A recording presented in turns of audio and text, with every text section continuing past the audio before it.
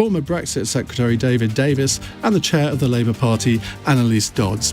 The lines are already open, as you might imagine. We've got lots of questions coming in, but we'd love some more too. 0345 6060 973 is the number to call, and you can watch us on the LBC website at lbc.co.uk, on the Facebook page, the Twitter feed, and our YouTube channel as well. So let's crack on. Call 0345 6060 973. Tweet at LBC. Text 84850. Cross question with Iain Dale. This is LBC. I suppose I should say that our questions generally are news-based on what's going on in the day's news, and that's absolutely fine. But if you want to ask a question about an ethical issue, a moral issue, anything you like, frankly, do give us a call, 0345 6060 973. Right, let's go to Ben in Haringey, who has our first question. Hi, Ben, what would you like to ask? I'd like to ask the panel, do they think they should put care into the hands of local authorities again? In my opinion, I worked in the 80s, and I also worked recently in care, and I've seen all the differences right through since the 80s.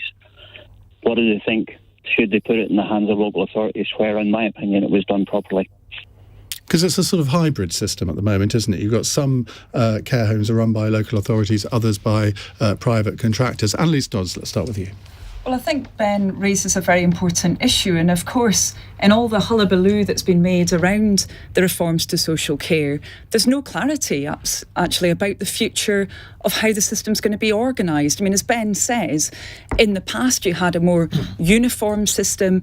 Actually, now you've got that patchwork, no clarity from the government about whether the funding that goes to local authorities is going to be increased or not. In fact, we don't even know when this whole package is really going to be switched on for social care, how much of it's going to be going into the NHS. So we were promised a plan, a proper plan from the Prime Minister for social care. He said it was ready after the last election. We don't have a plan. All we've got is an indication of some additional money going in, but no indication of how the system will really be reformed for the future. Is it still Labour Party policy to have a national care service? Well, we do need to see that national system so we don't have the patchwork of provision that we have up and down the country, where you've got some people receiving care in some circumstances, others not. We can't continue with a situation where also we've got a number of providers really teetering on the brink of bankruptcy. You know, we've seen what's happened actually when some of them haven't been able to continue to provide that service for the people that they're there to care for. So this system is not working. We do need to have a national system. That's not what we got from Boris Johnson, I'm afraid, this week. David Davis, I don't think you supported the government in the vote tonight. Do you think one solution would be, as Ben says, to return a lot of the functions to local authorities? Not particularly. I mean, I've seen care homes, obviously a constituency MP, you see lots of care homes. I've seen good ones that are in private sector, funded, of course, publicly, but still in the private sector, and not so good ones, and the same in the state sector over time. So I don't think that's the answer. I think, I would like to see a much tougher inspectorate of care, keep the standards up. That's worth doing. But a little like Anneliese, I actually think we also need a bit more detail as to how this new system will work. I mean, I didn't like the proposal. I wanted an insurance-based proposal so that people didn't have to meet their costs of care no matter what their assets were. I take the view, look, if tomorrow, I'm sort of in this category, I'm old enough to be in this category. If tomorrow I got cancer and it was a long-running problem, the National Health Service would meet all my costs, in terms of being treated. If I get Alzheimer's or dementia of some sort, I've got to pay for myself. That's not how the NHS was designed. It was set up to be free at the point of delivery. Let's make it that, and that would need an insurance system. But isn't it strange that the government has set out all the money that they're going to spend, admittedly, most of it seems to be on NHS catch-up rather than on social care. They've come up with the money, they've said how they're going to raise it, but I'm still very unclear about the level of reform that's going to be introduced. I had the Social Care Minister, Helen Whately, on earlier. I was none the wiser after the interview than I was at the beginning. Well, I mean, first thing to say, it's not going to happen for a couple of years. That's the first thing to say. Now, one of the things I didn't quite understand about the financing was, here we have this national insurance levy, which, as far as I understand, all of which is going to go to the National Health Service to bring down the backlogs and the delays, right, for next year and the year after. And then what's going to happen after that? We're going to take it back? That's not going to happen. So there's going to have to be a new funding round in the budget after next, I think. So that's the way I think it will work. But there's been a lot. This is such a complex change in such short order. One of the reasons I didn't vote either way on it was because I wasn't 100% sure on what the actual policy was in detail and what the consequences of the policy were. And I don't think anybody in the House was, to be frank. Paul Mason, the Labour Party policy of a national care service, it sounds good. Everyone loves the NHS. They could learn to love, I suppose, a national care service. But is it as simple as saying, well, local authority good, private sector bad? No, I don't think. And Ben asks the question, should we effectively abolish the private care home sector and bring everything back in-house? I don't believe we should, because it's not like, private medicine is a sort of icing on the cake on top of a very good, free, provided, world-class NHS. But unfortunately, over time, the private provision of social care, above all care homes, but also in-home care, which my family has experienced both, is the essential. Now, Anneliese points out that this sector is constantly teetering on the edge of bankruptcy. We don't know whether it would survive a root and branch reform that actually placed a lot more money into the system, because at the moment it seems to not particularly survive a situation where there is a kind of preference for private. So rather than bring a load of very good, very decent, and sometimes absolutely brilliant, as you say, David, private care homes into public ownership, I would rather see us revert to the principle, and it's interesting that we agree here, of free service at the point of use, at least for personal care. You may have to pay for your food and board and lodgings in the home, but the care aspect should be free. That'll cost a heck of a lot more to do. But I think we should make that investment because the scale of it. They are doing it in Scotland, if I'm not wrong. Yeah, well, they're trying to. But look, the scale of it. If I get a bad shoulder and I need private, a private physio, it's of a scale that I can afford, a reasonably well paid person. Nobody can look at the sum £83,000 and think, well, that's doable, unless you're one of Prince Charles's mates with the sort of buying your way into British citizenship. But apart from that, so the scale of it and the randomness with which it hits us, dementia, stroke, falling off a cliff in a climbing accident, it's random. You're talking about me again. I'm talking about one of my very good friends who spent his life in care because of that. And it's random. So we should recognise that as a society we need care free at the point of use, and then let's have a discussion. The right will naturally suggest insurance systems, the left would suggest bring it out of taxation. But I think if we converged on that rather than this bodge job, which is actually, it's unfair to the people paying the national insurance. It's unfair to, it's still unfair to people whose homes aren't worth $83,000, and there's plenty of elderly people in the north of England who do not have that amount of wealth.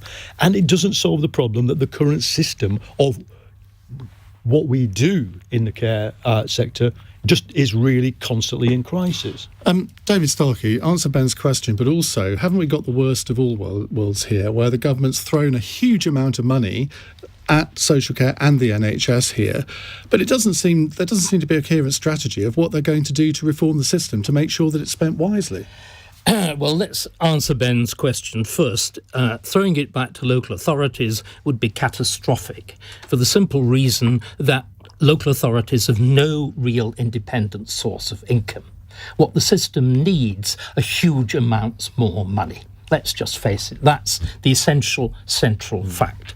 The second fact is one that reflects possibly very badly on us as people.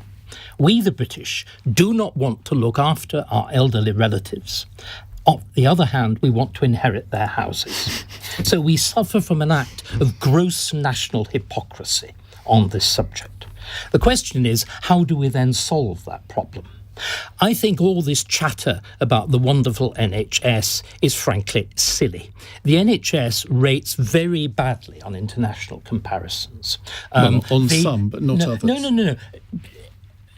The international comparison says that the NHS is absolutely wonderful for equity of outcome. It is absolutely terrible for keeping you alive. If you look at our no, it's true. You look at our records on cancer, you look at our records on heart disease, they're amongst the lowest in Europe against comparator countries. I have a lot of experience of the NHS because I was born with club feet, and I spent, in other words, right at the beginning. Let me tell you how a free at the point of consumption system works. It works by queuing. When I was a boy, in order to see, this is in the glory days of the NHS, Bevin was still Health Secretary. I'm so ancient. And how were appointments managed? Everybody was invited at 9 o'clock in the morning because your time was of no value and the consultants was of absolute value. Now, well, we're getting slightly off the subject. But then I'm just pointing out that if we were to create an ambitious national care system, it would have to be rationed somehow. It would be rationed effectively by queuing. You'd come up with all sorts of reasons why this person wasn't able to go in or the other. We need something modest. We need a national system of very basic care. The NHS is rapidly becoming a system of basic health care. Everybody who can tops it up some way or another for the various kinds of elective surgery. Nobody who can possibly afford it waits 3 years for a cataract operation, 2 years for a knee operation, and these things are all going to get bigger. For social care, we need the same. A very basic service that will be provided by the taxpayer out of general taxation, to be topped up by individuals either out of their own resources or out of insurance. That's the only way it could possibly work. Isn't one of the main challenges, and whoever wants to come in on this, please do, isn't one of the main challenges to stop a system just paying carers a minimum wage? Yes. Because I'm sure that if any of us were wanted to be cared for, we would want people to be paid proportionately. Isn't it time that the system of clocking in when you see a patient and then clocking out when you go and you don't get paid for your travel time, isn't it time that went? Isn't it time that care workers were paid for their travel time? It is an outrage, in my view. I'm sorry, I'm sort of giving my own opinions here, which is not my role. But Anneliese, I mean, this is a system that has been in place for a long time, and surely now is the time to get to grips with that. Well, I couldn't agree with you more, and that's why we said to Boris Johnson, in fact, as the Labour Party, we wanted to have that negotiation with the government when they promised that negotiation about having a cross-party approach to social care.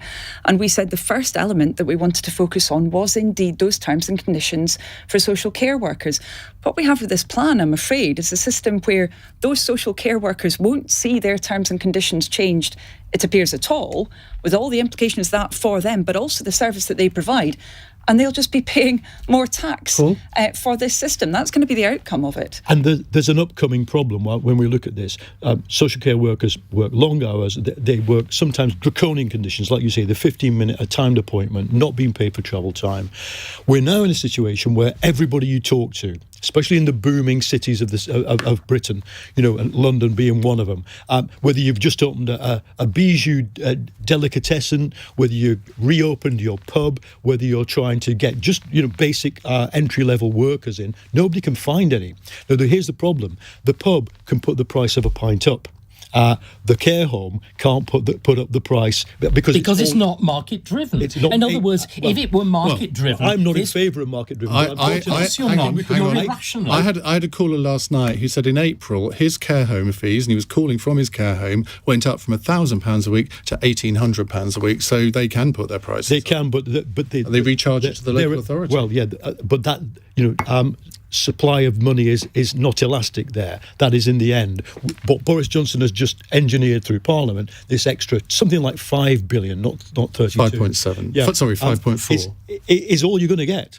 And the rest is going to come from people's savings. And so what I'm saying is that I think we could be facing, in short order, a care home staffing crisis. OK, well, we've got a related question to this in a moment, so let's take a short break. It's 17 minutes past 8. This is LBC. This is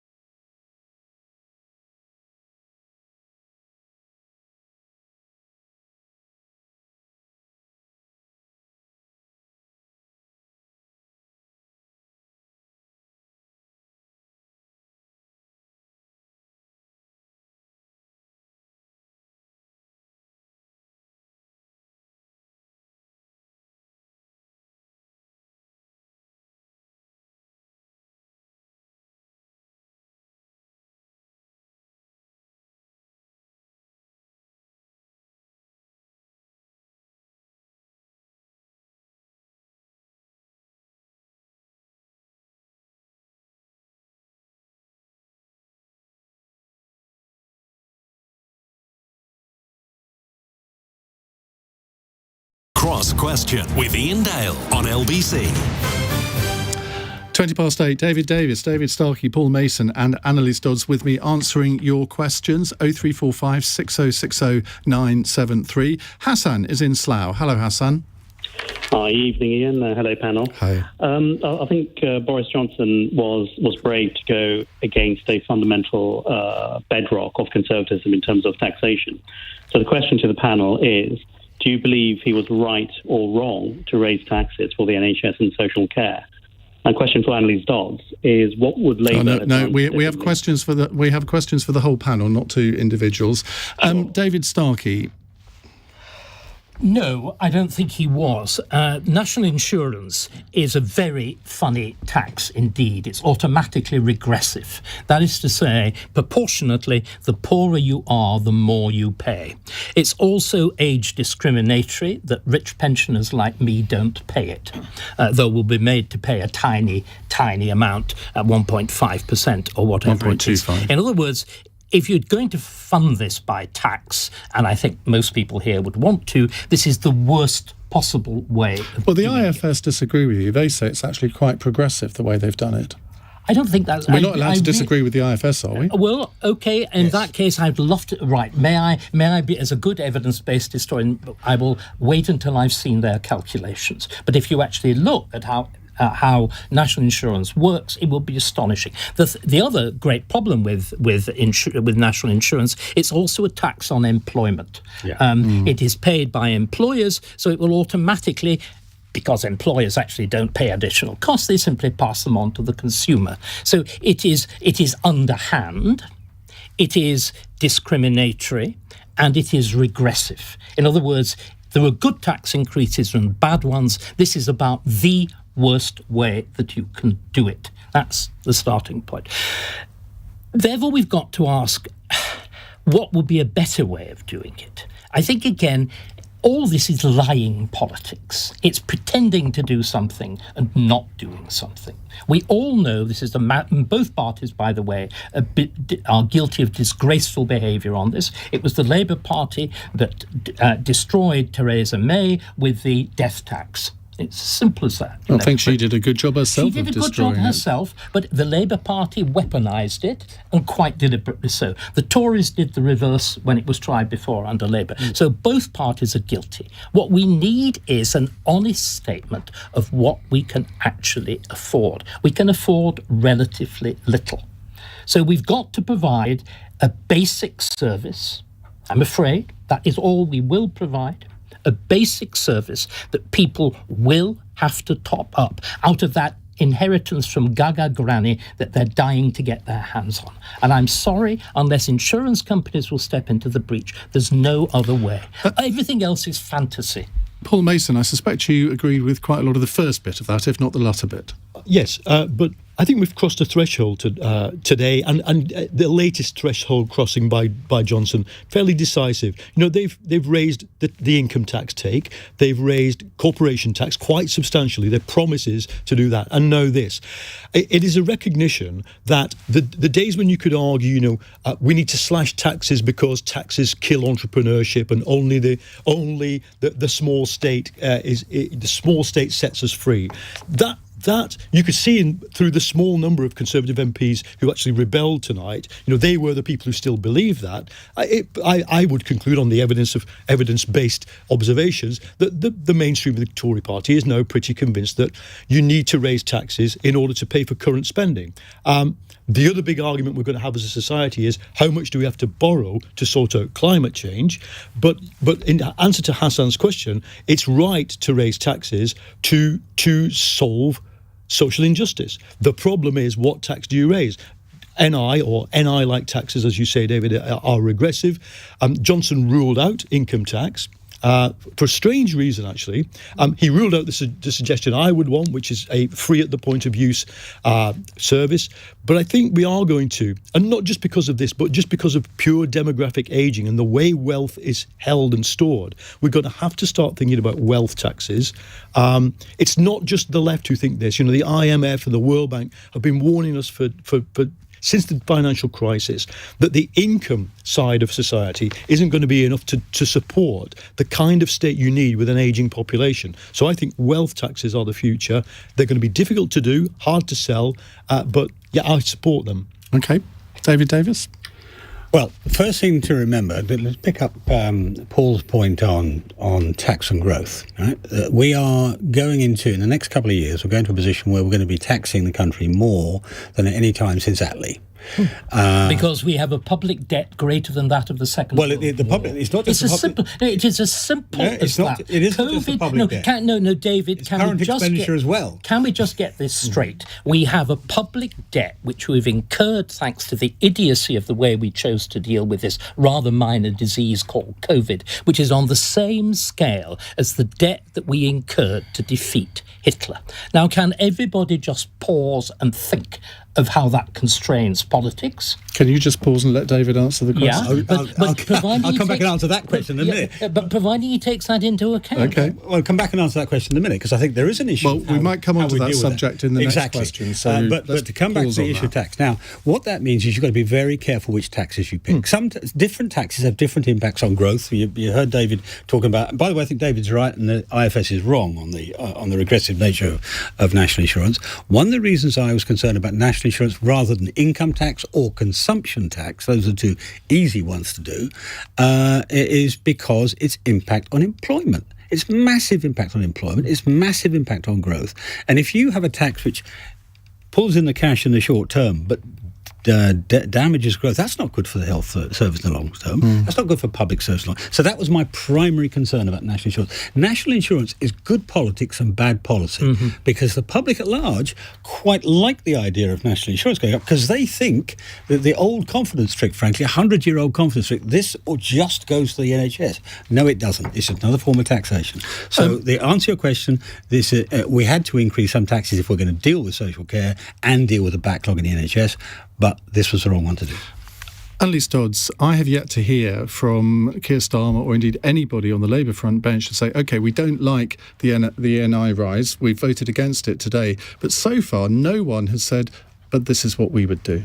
Well, with respect, we have said that a number of times, and we've said that instead of having this situation where I think everyone on this entire panel has agreed that ultimately is promoting a form of taxation that in these circumstances is not going to be progressive. Instead, we would focus on those with the broadest shoulders. You know, if the government had come to us and said, let's batten out an agreement around this, we would have said, as indeed Keir has said himself, you know, why aren't they looking at that wealth that's based in property, for example, stocks and shares, etc. I think probably they have introduced an extra tax on dividends. If I can just say, however, on that's raising, about a 20th of the cost of this. The other 19/20ths of it are going to be coming from working people. Give me some specifics. Would you put up the 40% income tax rate, the 45% income tax rate? What would you do? What specifically would you do? Well, as I mentioned, we would focus on those with the broadest shoulders. We would have had that negotiation. I don't want airy-fairy focus government. on those with broader shoulders. I want specific measures. I don't think it's airy-fairy. And if we'd been able to have that discussion with government for a proper plan, then we could have had this set out. For example, Resolution Foundation. You've had 10 years to come up with a plan. Well, we actually entered the last crisis with social care on its knees to an even greater. What did it do? It meant that the first time people earning ordinary incomes had to pay income tax. The only way a welfare state can be maintained. Well, on that subject, if I may, I won't be lectured by somebody who suggested that currently the government debt is this current size that it is because of the COVID period, when actually it had spiralled from 1.2 trillion, was it, in 2010, then up to 1.8 under Conservative-led governments before the crisis. Yes, it's pushed up to 2 trillion since, but I don't view the COVID crisis as the only reason why we have this debt. So I won't be lectured on economic issues by somebody who doesn't understand what has even driven the growth in the UK's debt over the last few years. I'm going to give you a final opportunity to give me two taxes that you would put up, two specific taxes to pay for what happened yesterday. Well, why, for example, is the government not looking at capital gains? That's an area where we actually saw Lawson himself obviously making change, a Conservative Chancellor. We've seen no indication that that area would be looked at. So what would you put that up to? Well, look, you've seen those recommendations from Resolution Foundation and others. I'm not going to be dreaming something up on the back of a cigarette packet. That's what this government seems to have done with these proposals, rather than having the thorough plan that it needed to have for final social quick care. comment. Me and you, Anneliese, both campaigned in 2019 for a Labour manifesto that was really clear that you can probably raise about 9 billion a year by raising capital gains tax up to the same percentage level as income tax, and likewise another 9 billion if you do the same with taxes on dividends. So that then accounting for tax avoidance, tax evasion, behavioural change, you can get that down to about 14 billion. So that was Labour's proposal. My frustration with Labour at the moment is that that is our policy. It was passed at an NEC. You know, I know it's a bit dweeby, but it was passed. And I can't understand why the front branch hasn't simply said, well, we have a policy, we campaign for it. It might have to be tweaked and changed because, of course, 2 trillion is not nothing in terms of debt. But you can but it's what most other developed countries are. Most other countries are in the same position. So that's not the problem. The issue is I would tax capital gains and I would tax dividends to the same level as income tax, and that would probably sort out this particular problem. Right, we need to move on. Thank you very much indeed for that. Daniel in London is listening. He says, David Starkey, this is the best thing to happen to me. Iain Dale and David Starkey, my dream team. What a sad life you must lead, Daniel. I think he's the person I'm having dinner with. He says, David's writings were the catalyst for my love affair with Elizabeth I. I'd die if you got me a shout out from the Starkey. Go on. Hello. Nice. How original. I'm feeling in a really original mood. It's- all this political discussion kills It's the brain. 8:33 on Cross Question. Demonstrations in Kabul and other provinces. Earlier, ministers said women would not be allowed to play cricket anymore, saying playing sport was not necessary for women. And British teenager Emma Raducanu is through to the semi-finals of the US Tennis Open after beating Olympic champion Belinda Bencic 6-3, 6-4. The 18-year-old is yet to drop a set in the tournament and is the first qualifier to reach this stage in the US. LBC weather: showers across much of the mainland tonight, some heavy with thunder, a low of 14 degrees. This is LBC.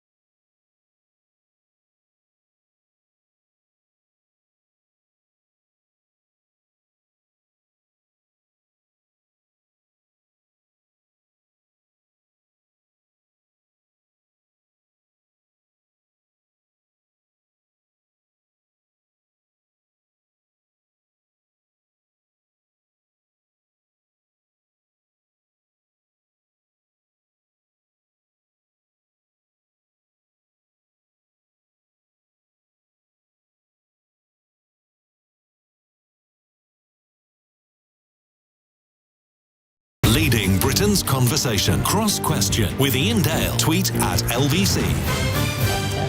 8:37, with me in the studio, Labour Party Chair Anneliese Dodds, David Davis, the former Brexit Secretary, the historian Dr. David Starkey, and broadcaster and author Paul Mason. His new book is out. It's been out for a couple of weeks. It's called How to Stop Fascism. In the bestseller charts? I have no idea. You look every day at your Amazon ranking, don't you? Right, let's go to your next question. It's Shuvik in Eltham. Hello, Shuvik. Hello, Ian. Hi. I'd like to ask. I've been watching the news and following the news with this, particularly from Afghanistan, with the tragedy of Afghanistan and the Taliban, unfortunately now almost in control of the country, but not completely. So I'd like to ask the panel what they think British policy on Afghanistan should be from now on. David Davis. Well, it's been a disaster for the last 20 years, bluntly. So, I mean, not just British. I mean, Western policy ended in a capitulation. Remember, it wasn't a defeat, it was a capitulation. It was an abandonment. What we have to do now is somehow to get the Americans and the other allies to cooperate on a firm policy with respect to Afghanistan, to make it obey human rights, treat its women properly, allow people to leave. All tough things to do. What planet were you born on? No, let him. You can come back in a minute. All of which is going to be difficult to do. The Taliban government want to maintain some relationship with the rest of the world. Well, let's make them pay a price for it. It would be difficult, but we've got to try. But how do you do that when you've got China and Russia waiting in the wings to effectively be their new best friends? Well, I don't think they are, frankly. I mean, they'd like to be, but China's got its own issues with Muslim minorities, and not least that the Taliban are apparently training Uyghurs in is it Eastern Afghanistan? Eastern Afghanistan, Western China, Western Xinjiang. But so it's not quite as simple as that. Everybody thinks, this is a Chinese victory or a Russian. No, it's not. And we just got to put pressure on them. It's going to involve trade. It's going to involve Pakistan in particular and the other stans around them. It's going to be a lot of work. It's not going to be easy, but we have to try. Anneliese. Well, we really do need to see that engagement with the other regional powers that is so critical, and we obviously didn't see it before that withdrawal. I agree with what David said about the chaotic nature of it. I mean, as with every MP, and I'm sure it's been the same for you, David, we've seen the really appalling situation. And in fact, as we all know, unfortunately, at the same time as our forces were told that they couldn't have any leave, he'd actually decided to go on holiday. I'm not going to kind of dwell on that too much, but we need to learn. Have you had a holiday this summer? I've actually done quite a lot in different parts of the country. I stayed in the UK, didn't go outside the UK. But the point is, it's not about that individual. It's about the lack of strategy and engagement with those neighbouring countries. Actually, for the last few years, that needs to change because, quite frankly, we have now a very, very severe security situation in Afghanistan, as well as obviously the impact on so many people. Can I come back in? Briefly? Yeah, because it doesn't start with lack of engagement. It starts with the nature of the regime we were supporting in Afghanistan for 20 years. I went out there in 2009. I interviewed everybody from the head of the security service to the Taliban. And what you saw on the ground was a corrupt state not delivering justice or support or rule of law to its own rural farmers. Most of Afghanistan were rural farmers, and they were being given a really raw deal off the back of our support. And that's why it collapsed. It was a Potemkin village. The entire intervention was imaginary and foolish. The consequences of it, as Anneliese said, for individuals are tragic. And the whole thing is a shame to us and to the West. But what we've got to do is to talk realism. Anneliese was saying we need to get regional powers on side. The Taliban's best friend is the great regional power of Pakistan. The entire situation has been powered from there. Does the fact that the Rab went on holiday for 3 days or 4 make a blind bit of difference when you actually get Imran Khan, who used to be quite a civilised person, effectively welcoming an emirate in Pakistan? But the point is, We've got to go back to Blair, the catastrophe of liberal interventionism. We've got to go back to the disaster of... just one second. You say that, but liberal interventionism actually worked in some places, like Kosovo, like Sierra Leone. You can't blindly say it didn't work anywhere. Sorry, you're wrong, Ian. In Kosovo, it works, A, because it's very small, and B, because it's effectively become a colony of the EU. So if we want to start having new colonies... No, let's get this right. This is what you would have to do in Afghanistan. No, just one second. Let me continue, because I'm going to put forward a different view from everybody else, and it would make the discussion much more interesting if I'm allowed to do so. The whole We'll judge that in a second. The whole notion of international rights, of universal human rights, is a nonsense and a fiction. Rights only exist when there is a power to enforce them. The whole idea that we had a rules-based international system depended on there being a policeman. That policeman, from the end of the Second World War and the foundation of the United Nations, was America. America has said it doesn't want to be policemen anymore. So I'm afraid all you well-minded people, you people who believe in women's rights, gay rights, which affect me and whatever, you've just got to recognise the fact there will be no more muscle behind things like Afghanistan. There will be no more muscle behind campaigns for universal human rights. They were always a fiction.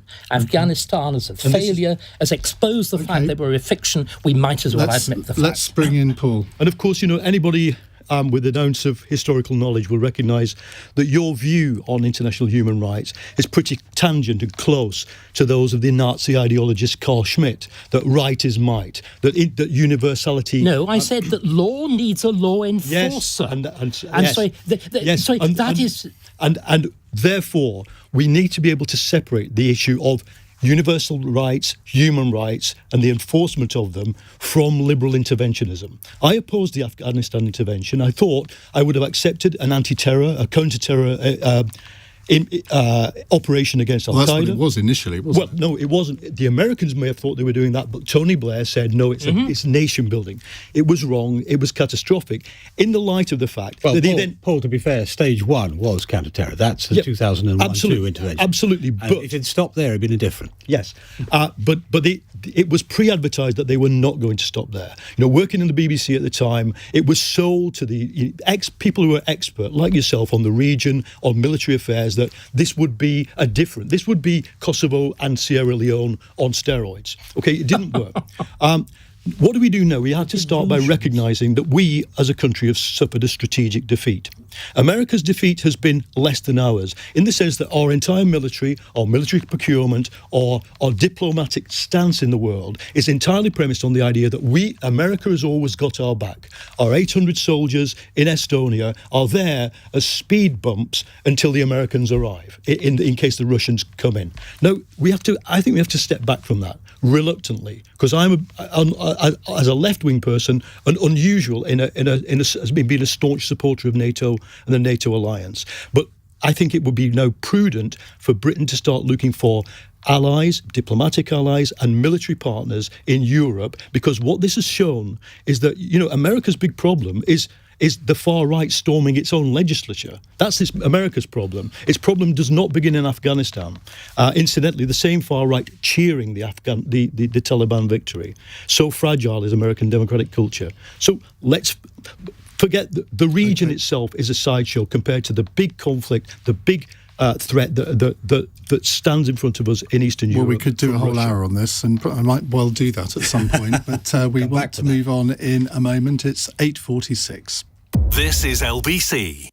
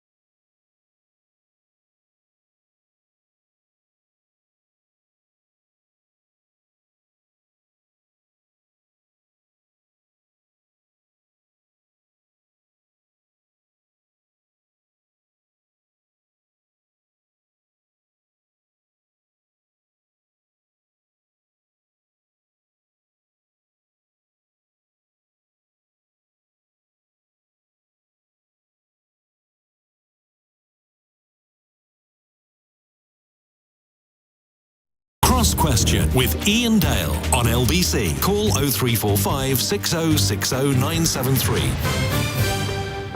10 to 9 here on LBC. Anneliese, Dodds, David Davis, David Starkey and Paul Mason with me answering your questions, calls or texts. Maureen in Glasgow has texted this. We're constantly told an HGV driver shortage is the cause of food shortages and that people should retrain. Would the panel want to be an HGV driver? And isn't the real cause Brexit, David Davis? Well, no, the real cause isn't Brexit. Brexit's had an effect in the sense of our own bad bureaucracy at the border. But the big effect, the whole series of effects. You've got COVID impact on training. That's cost 30,000 drivers in its own right. You've got IR35. You've got people leaving because of COVID and not coming back to go to Eastern European. Remember, 80% of our drivers came from abroad. 80%? 80% of the long-distance drivers came from abroad. So all these things came together, and what's going to happen? You're going to have to retrain, you have to pay more. I'm afraid that's going to happen. Is this issue going to come again? And it'll be resolved, but it'll take time. David Starkey.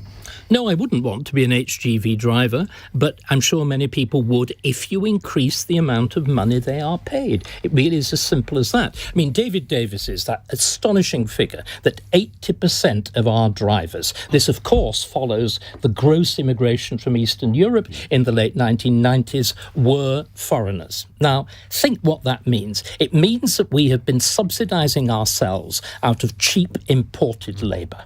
What Brexit has done is stop having cheap imported labour. The consequences will have to be wage rises. Wage rises can only be paid for, however, out of increased prices on the one hand or productivity on the other. And what we should be doing now, rather than having lots of party chatter about where Dominic Raab spent his holidays, we should be addressing these absolutely fundamental questions.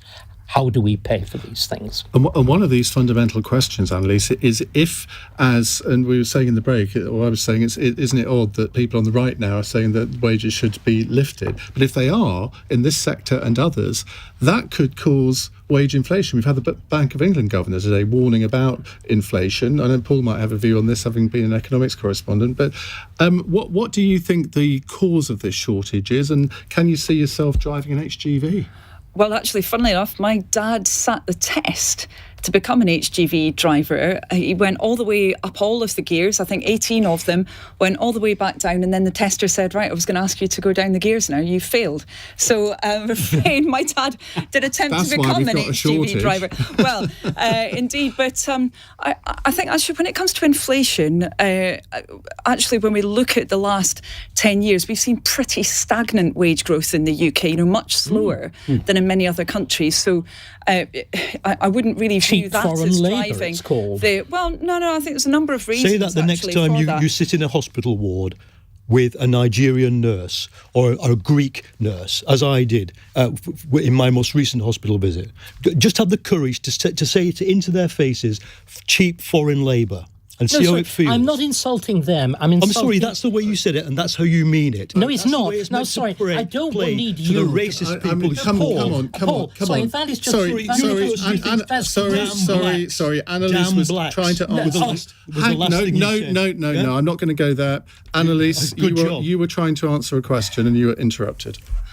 Well, I think actually the drivers of that really poor wage growth have been, the lack of mechanisms that we've seen in other countries to actually make sure that people's wages are increased. We haven't seen the drive towards that minimum wage of £10, for example, that Labour said that we need to see. We've seen the stripping away of many of those collective mechanisms that would have enabled people's wages to be growing more in line with costs. But actually, what do we need to see now? We need to see the situation not getting any worse. And if there's no veterinary agreement with the EU, which of course the UK government promised it would get, by October, we will have an even worse situation than what we've got at the moment.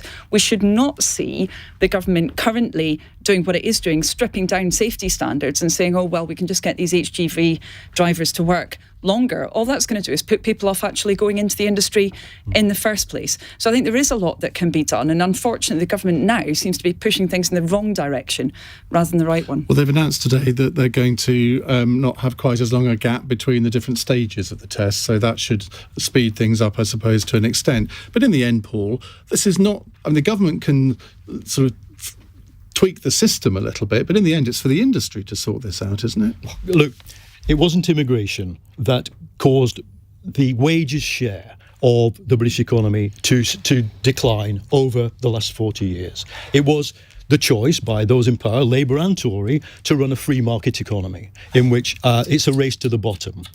It's that. Now, of course, we can say, you can tut all you want, and of course, this economy, this free market economy, was designed by your double firsts at Oxford, your mates, David, in the British social elite, and my family and the community I come from. Do you know where the hell I came from? Listen to me. I'm sorry. It is intolerable. My family and the family I come when you're from supposed to be giving. have seen their Ian, will you just stop him? Because he's seen their community and their living standards decline over decades. And immigration had nothing to do with it. Nothing primarily to do with it. Absolutely. No. Then why is it suddenly reversed? Okay. Listen. Here's what we reverse. Ian, the declining wage share of the economy. That's what we need to reverse. You can have 20 seconds, and then I want to move on to another question. You, Paul, have slighted me. You have referred... You have personalised things when we were trying to have a serious debate. I'm sorry, you're chuntering in the background about the low educational... You've invoked the knowledge. If this continues, I'm just going to go on. I'm going to move on to the next question. David, please. I'm going to go on to a question from Chris in Stubbington, who says, can we believe Nadeem Zahawi when he says there will be no lockdown in October? Paul? No. Although I think that the chances of it are slight. The fact is, when students go back to college and when children go back to school, as they have done, there might need to be more lockdowns. But thank goodness we've got the vaccine. The vaccine works. So let's say that to all those anti-vaxxers out there, all the people invading the BBC. The vaccine works, and it should be less and shorter and perhaps more tiered. But nobody looking at the scale of this pandemic can think it's over. And that's why we need continued government support, continued borrowing, and continued support for our fantastic NHS workers who are on the front line of dealing with it. Anneliese?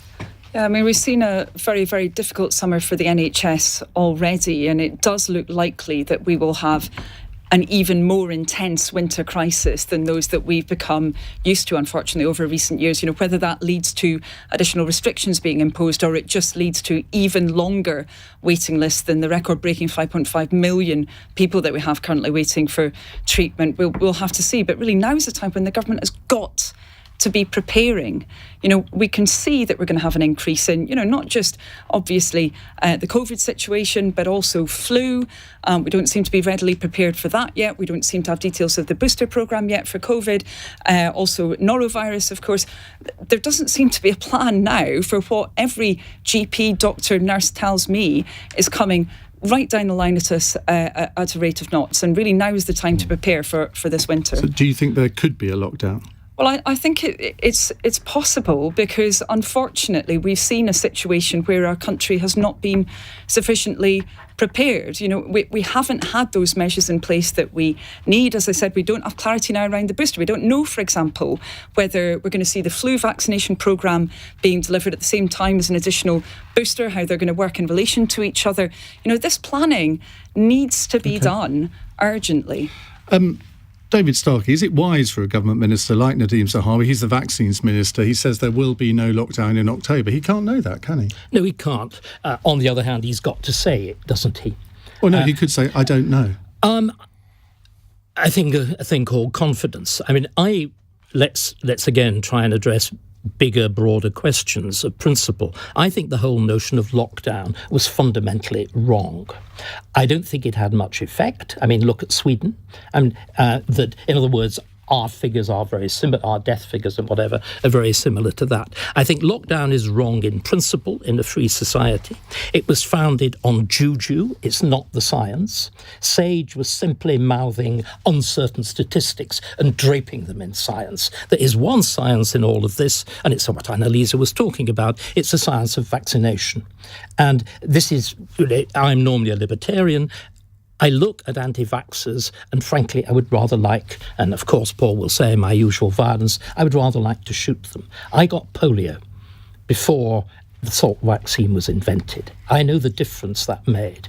Please follow real science and get vaccinated. Everybody get vaccinated now. David, Nadeem Zahawi, I mean, I think most people would say, even if they're political opponents, he's kind of had a good war, but was he wise to say this? He's a pretty good minister. David's right. He has to say that. But look, let's pick up on what Paul said. Paul's right. The vaccine programme has been successful, but we must know what it does and what it doesn't do. 90% reduction, or more than 90% reduction in hospitalisations, more than 90% reduction in deaths, but only 50% reduction in infections. And the government's got to start thinking very clearly, what's it measuring? Is it death rates? Is it hospital pressure? Or is it infections? It keeps worrying about infections. At some point, it's got to transition to the other measure. I think we'll get through without a lockdown this year, and I think we'll do it because we continue with the vaccination programme. I agree with Anneliese, actually, that we need to press on with the joint vaccines, the flu. I still think we should go for the third round of vaccinations, despite what JCVI do. And we have to look at the rise of other infections that we've been protected from by isolation. All of those things, well managed, will get us through without lockdown. We're going slightly over our time, but I'm sure people will indulge us because I want to do this final fun text for the end. Andy in Falkirk. Emma Raducanu has made it through to the semi-final of the US Tennis Open without dropping a set. What was your greatest achievement when you were 18? Careful, David. David Davis.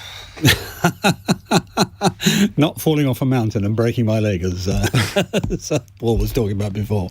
Okay, Paul.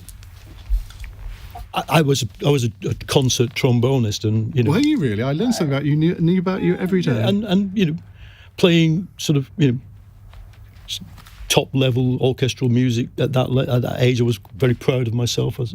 But nothing compared to a 17-year-old storming through without dropping a set. I mean, we should have had the whole programme about Raducanu. It's the most I would stunning happily thing. do. I would have been completely silent. Well, now I know. You have a juju.